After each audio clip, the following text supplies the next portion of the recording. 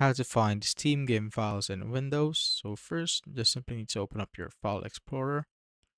And once you're there, just click on this PC, then click on your local drive or your C drive.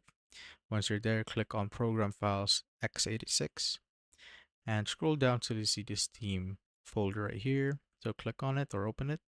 Then scroll down again until you see the Steam Apps folder. Click on that. Then open up the common folder inside of it.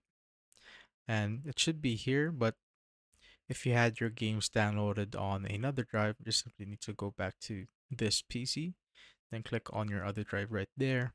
And as you can see, you will see the Steam library folder. So click on that, click on Steam apps, click on common, and now you will see your game folders or game files right there. So let's say I want to open up Aim Labs, and now as you can see, all the game files are right there.